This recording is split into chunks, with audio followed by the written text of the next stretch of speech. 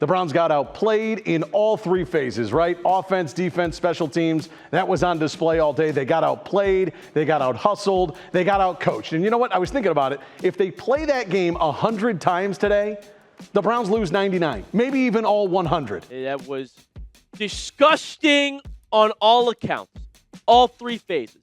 This team is awfully coached. This team is undisciplined. This team cannot block. I'm going to say it again and again and again. Kevin Stefanski did not want Shedeur Sanders, didn't even want him in the 5th round. Kevin Stefanski has done everything in his power to keep Shedeur Sanders from succeeding in Cleveland as a 5th round pick against all odds. You have the worst offense in the league. Your GM screwed this quarterback thing up like I've never seen in my life. I've never seen anything like it. Kids that play Madden could have done a better job. It's a joke. It's a joke. This franchise has become a joke, and I'm sick of it. The Cleveland Browns didn't just lose on Sunday. They got annihilated.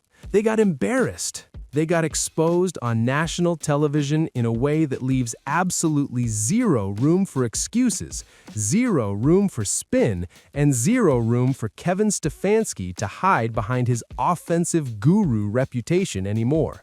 We didn't play well enough, didn't coach well enough today, got off to a bad start and never were able to get out of that. The Chicago Bears, a team that's been inconsistent all season, absolutely dismantled the Browns in every conceivable way. This wasn't a competitive game. This wasn't a we hung in there but came up short situation.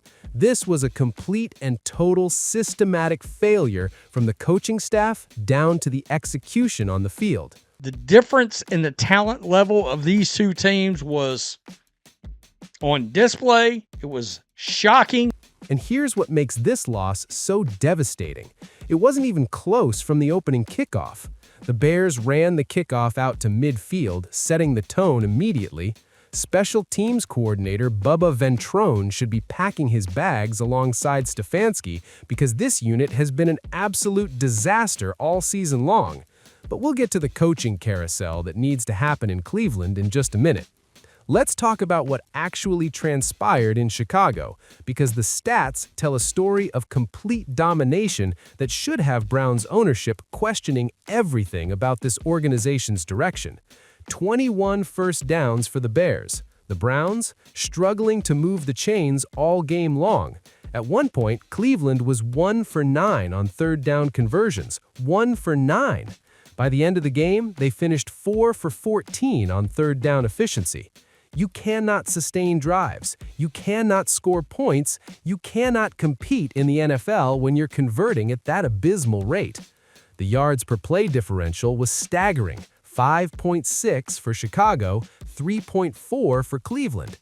That's not a competitive football game. That's a mismatch. That's a team that came prepared with a game plan versus a team that looked completely lost and overmatched. Caleb Williams, the rookie quarterback for the Bears, looked poised and in control. He went 17 of 28 for 242 yards with 2 touchdowns and 0 interceptions. Compare that to what Shedeur Sanders endured, and you start to see the massive gap in supporting cast and coaching quality. Caleb Williams, pretty good game. He had one hell of a throw for a touchdown. 17 of 28, 242, 2 touchdowns. This was his best game in a while. Now, let's address the elephant in the room. Kevin Stefanski, the supposed offensive mastermind, the guy who's been given chance after chance to prove he can develop a quarterback and run a competent NFL offense. Sunday was the final nail in the coffin for any remaining defenders of his tenure in Cleveland. We have to, learn from these, and as players, we got to learn from some of these moments, and we will. And with that, I'll take any questions. The offensive game plan was archaic, outdated, completely uninspired. When your rookie quarterback is starting his first drive from the half-yard line after a punt was downed at the 1, what do? Do you try to get him out of that hole with some quick passes? Do you call plays that give him a chance to establish rhythm?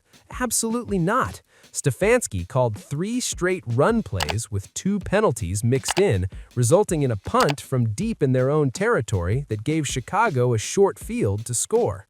And so that automatically cuts the starting field position down for the Chicago Bears. The defense do a good job of forcing a 3 and out. Our first offensive possession, you see what it looked like. The Bears special teams unit did a great job pinning us deep. You get the early penalty. I think it was 2 penalties early on in that drive. Conservative, scared, playing not to lose instead of playing to win. That's been Stefanski's identity, and it's killing this team's development. When you're sitting there in the fourth quarter watching Ben Johnson, the Bears offensive coordinator, aggressively going for it on 4th down at midfield, showing zero fear, you can't help but notice the massive philosophical gap between these coaching staffs. The Gary Kubiak offensive system that Stefanski continues to run is antiquated unless you have elite talent across the board. The Browns don't have that. They're starting practice squad players. Their offensive line is decimated with injuries, and instead of adapting, instead of getting creative, Stefanski just keeps running the same plays, getting the same predictable results, wondering why nothing's working. The rushing attack was non-existent. DeAndre Swift ran all over the Browns defense with 18 carries for 98 yards and 2 touchdowns at 5.4 yards per carry. Meanwhile, Cleveland managed just 50 total rushing yards. Quinshon Judkins, who had been a bright spot, was held to 18 yards on 10 carries. That's 1.8 yards per carry. You can't establish anything offensively when you're getting completely dominated at the line of scrimmage. Now, let's talk about Shedeur Sanders, because this is where the narrative gets complicated and where fans are splitting into different camps. The stat line looks ugly. 18 of 35 for 177 yards, 0 touchdowns, 3 interceptions. He was sacked 5 times. On paper, that's a disaster. But context matters, and the context surrounding Shedeur's performance reveals a much deeper organizational failure. Pro Football Focus ranks Shedeur's receiving core 32nd and dead last in the National Football League. Think about that for a second. Your rookie quarterback, who you're supposedly evaluating to determine if he's your franchise guy, is playing with the worst receiving core in the league and the worst pass protection in the league. He didn't have David Njoku, his most experienced and trustworthy receiver. His starting center, right guard, and right tackle were all out. He's throwing to Harold Fannin Jr., a rookie third-round pick who got 12 targets. He's throwing to Isaiah Bond, an undrafted rookie free agent who ran a 4.3 but fell in the draft due to a dismissed sexual allegation. He's targeting Larva Dane, another undrafted rookie out of South Carolina. This is who the Browns are asking their rookie quarterback to win with against a Chicago defense that led the NFL in interceptions coming into the game. And speaking of that defense, the Bears entered Sunday with 18 interceptions, 5 clear of second place in turnover differential. They're ball hawks. They sit back and bait quarterbacks into mistakes. They're opportunistic and aggressive. What did they do to Shedeur? They picked him off 3 times, bringing their season total to 21 interceptions. But here's where it gets interesting. Let's break down those 3 interceptions, because not all turnovers are created equal. The first interception was a tipped ball. Shedeur was targeting Fannin Jr., and DeMarco Jackson, the Bears linebacker, dropped back, got fingertips on the ball, and tipped it to himself for the interception deep in Browns territory. Bad play? Sure, but it's the kind of play that elite defenses make against rookie quarterbacks who don't have many options. The second interception? This one is infuriating and speaks to Cleveland's talent deficiency. Shedeur threw a beautiful ball again into the wind to Jerry Jeudy.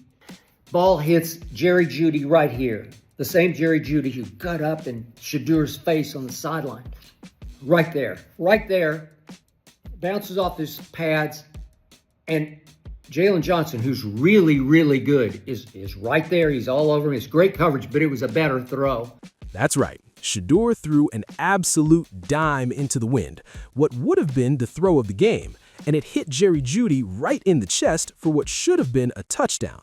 Instead, Jeudy let it bounce off his pads, and Jaylon Johnson, who made the Pro Bowl last year, was right there to pick it off in the end zone. It bounces on Jeudy's chest, that stupid number 3 on his shirt, and just falls into the hands of Johnson, who picks it off in the end zone when we're finally driving. We couldn't get a touchdown today.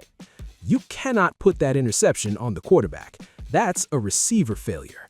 That's Jerry Jeudy, Cleveland's supposed #1 receiver, failing to make a play when his rookie quarterback put the ball exactly where it needed to be. And this is the same Jerry Jeudy who got in Shedeur's face on the sideline earlier this season, demanding the ball more. Well, when you get your opportunity, you have to make the play. Jerry Jeudy as a #1 wide receiver is a joke. Steve Smith was right. How do you go into the year with that being the case? The third interception came in the fourth quarter, with the game completely out of control. C.J. Gardner-Johnson, one of the best ball hawks in the league, lined up like he was blitzing, then bolted backward at the snap. Shedeur's throw to Fannin Jr. was slightly underthrown, but it wasn't a terrible ball. It was just a great play by a really good defensive player making a play in garbage time. So when you actually break down the interceptions, only one of them was truly on Shedeur. The others were either great defensive plays or receiver failures. And the throw to Jerry Jeudy was spectacular, on the money, touchdown. Would have been the throw of the game and one of the best throws, I'll bet you, of the day. What Shedeur did show were flashes of legitimate NFL talent. He threw 2 completions over 40 yards, both to Isaiah Bond. One was a bomb into the wind, a beautiful deep ball that showcased his arm strength and accuracy. When he had time and had receivers getting open, he made plays. The problem is those opportunities were rare because of the systematic failures around him. He was also Cleveland's leading rusher with 24 yards. Think about that. Your quarterback is your leading rusher in an NFL game. That tells you everything about the complete absence of a running game and offensive line play. Meanwhile, the defense, which was supposed to be Cleveland's strength, completely collapsed. Jim Schwartz's elite unit has been snapped out of existence over the past 3 weeks. They gave up 184 rushing yards to Tennessee last week at home, a 1-11 Tennessee team. This week, they surrendered 142 rushing yards and allowed 31 points. Myles Garrett had 1.5 sacks, inching closer to tying the NFL's single-season sack record, with 21.5 total. He needs just one more to tie Michael Strahan and T.J. Watt. That's literally the only bright spot in this entire defensive performance. One player doing his job while everyone around him is getting torched. The time of possession was completely lopsided. Chicago controlled the ball for 33 minutes compared to Cleveland's 27.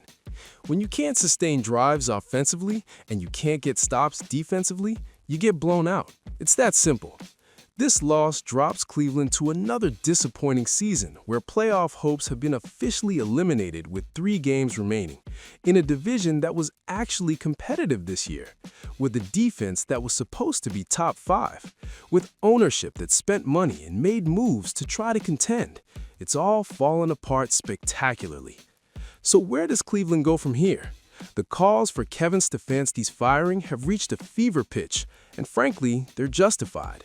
This is a coach who has had multiple chances to prove he can develop quarterbacks and coordinate a functional offense. The results speak for themselves. The archaic system, the conservative play calling, the inability to adapt, it's all there on tape. Please fire Andrew Berry and Kevin Stefanski. If Jimmy refuses to fire Kevin Stefanski, we have to call for Jimmy to sell the team. Andrew Berry, the general manager, deserves scrutiny too. How do you construct a roster that ranks dead last in both receiving talent and pass protection according to Pro Football Focus?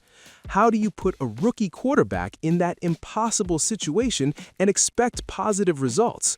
The roster construction has been abysmal, and heads need to roll. But here's the uncomfortable truth that Browns fans need to confront. Is Cleveland the right place for Shedeur Sanders' development? Even if he has the talent, and the flashes suggest he does this organization have the infrastructure, coaching, and supporting cast to maximize his potential? Yeah, Shedeur's the answer in Cleveland, but is Cleveland the answer for Shedeur? Because I don't think so. Look at the rookie quarterback situations around the league. Caleb Williams has Ben Johnson calling plays. Drake May has Josh McDaniels. These guys have offensive minds who believe in them and know how to scheme to their strengths. Shedeur has Kevin Stefanski running a Gary Kubiak offense from 2015 with a receiving core full of undrafted rookies and castoffs. The organizational dysfunction runs deep in Cleveland. Jimmy Haslam's ownership has been chaotic at best. The coaching carousel never stops spinning. The front office makes questionable decisions, and now they're wasting another young quarterback's critical developmental window with incompetence. This 31-3 beatdown wasn't just a bad loss. It was a complete exposure of everything wrong with the Cleveland Browns organization from top to bottom. The coaching is outdated, the roster construction is flawed, the game planning is predictable, the execution is sloppy, and the results are embarrassing. With 3 games left in the season, Browns fans are left wondering if they're watching the final games of the Stefanski era. They're left wondering if Shedeur Sanders will get a fair shake with a competent coaching staff and adequate weapons. They're left wondering when, if ever, this franchise will figure out how to build a sustainable winner. The Bears' 31-3 victory wasn't just a win, it was a statement. It was a reminder of the gap between well-coached, well-constructed teams and dysfunctional organizations clinging to outdated philosophies. Chicago is trending up with a young quarterback and an aggressive coordinator. Cleveland is spiraling down with the same problems that have plagued them for decades. Against the best intercepting defense in the National Football League. Something has to change in Cleveland. The question is whether ownership has the courage to make the necessary moves or whether they'll run it back with the same failed leadership, wasting another year of Myles Garrett's prime and potentially derailing another quarterback's career. One thing is certain after Sunday's debacle: the status quo is unacceptable, the results are inexcusable, and the Cleveland Browns are a complete and total mess. And until they're willing to clean house and start fresh, expect more embarrassing performances just like this one.